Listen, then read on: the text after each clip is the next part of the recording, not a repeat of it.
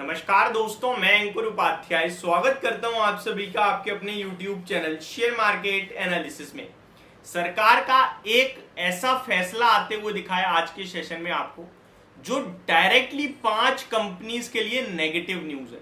अब ये कितनी नेगेटिव हो सकती है और इन स्टॉक्स में आपको क्या करना चाहिए, इसके बारे में समझने की और जानने की कोशिश करेंगे इस वीडियो के माध्यम से। तो शुरू करते हैं, बिना किसी देरी के स्टार्ट करते हैं। ये खबर आई है ईवी से रिलेटेड स्टॉक्स के लिए, तो यानी कि डायरेक्टली आप कह सकते हो ईवी से रिलेटेड अभी बहुत सारी पॉजिटिव न्यूज आ रही थी और यहाँ पे एक खबर ऐसी आ गई है जो कि नेगेटिव है और वो आज ही आई है। तो पहले तो मैं आपको स्टॉक्स के नाम बताता हूँ, उसके बाद खबर बताऊंगा। Olectra green take, JBM auto, Tata Motors, MNM, Maruti, ये डायरेक्टली क्या करती हैं, ईवी की कंपनियां ईवी गाड़ियां बना रही हैं। पेट्रोल वर्जन भी बनाती हैं, ईवी भी बनाती हैं, डीजल भी। बट ईवी के मामले में भारत को लीड कौन कर रहा है? टाटा मोटर्स।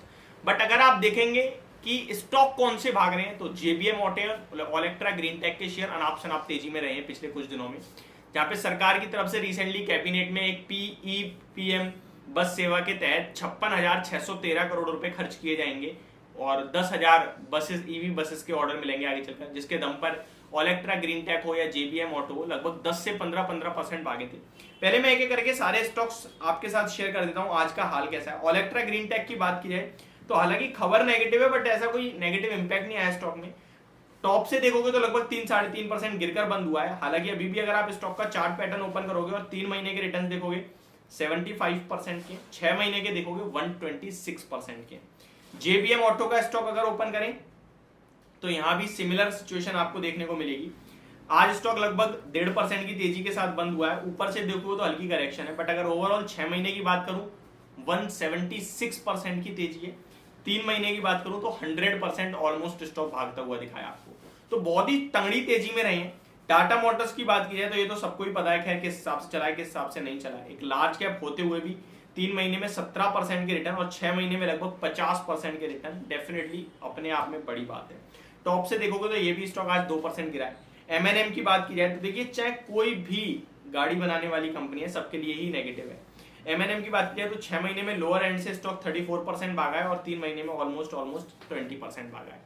मारुति का भी सेम हाल है, बट मारुति अभी तक ईवी में उतरी ही नहीं है। मारुति की तरफ से कल एक कमेंट्री जरूर आई थी जहां पे उन्होंने कहा था कि हमारा ईवी पोर्टफोलियो आई थिंक 15% का रहेगा, यानी कि 2025 से ये ईवी प्रोडक्शन स्टार्ट करेंगे और पोर्टफोलियो जो है वो ऑलमोस्ट 15% का ईवी रखेंगे। अब क्या खबर आई है सरकार की तरफ से वो समझिए।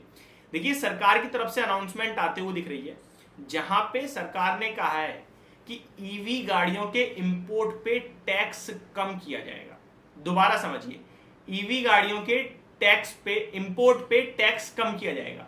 अगर आपको ये सही से समझ में नहीं आ रही तो मैं एग्जांपल से समझाऊंगा। पहले मैं आपको बता दूं टैक्स कितना कम किया जाएगा। अभी ऑलमोस्ट 100% का टैक्स लगता है और अब केवल 15% का लगेगा। इससे क्या होगा, इंपोर्ट हुई ईवी गाड़ियां सस्ती हो जाएंगी, कंपटीशन बढ़ेगा। किसके लिए? भारत की ईवी मैन्युफैक्चरर्स के लिए। तो यहां ये डायरेक्ट नेगेटिव न्यूज है। अब Hyundai, बाकी कोई भी जो कंपनी है जो भारत की नहीं है लेकिन ईवी गाड़ी बना रही है, वो भारत देश में, अब मान के चलो टोयोटा है, मैं टोयोटा बोलते हैं, टोयोटो बोलते हैं, आई डोंट नो, वो है आपके लिए। Hyundai है आपके लिए, किया है आपके लिए। बहुत सी कंपनियां हैं जो भारत में अच्छी खासी पकड़ बना रही हैं।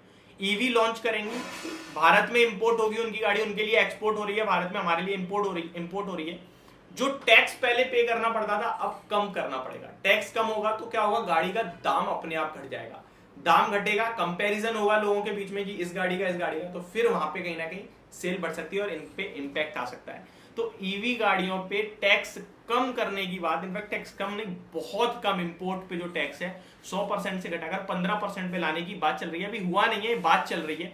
अगर होता है तो डेफिनेटली बड़ी नेगेटिव न्यूज होगी इन कंपनी के लिए। लेट्स सी क्या होता है क्या नहीं होता, बट जितनी डिटेल्स अभी तक सामने आई है मैंने आप सभी के साथ शेयर करी, जो कि नेगेटिव है directly Olectra green take, JBM auto, Tata Motors, एमएनएम, in fact Exide and Amara Raja को भी आप रडार पे रख सकते हैं। तो ये मेरी तरफ से आपके लिए पूरी जानकारी। होप आपको समझ और पसंद दोनों आई होगी। Thank you so much for watching this video. Have a great day guys.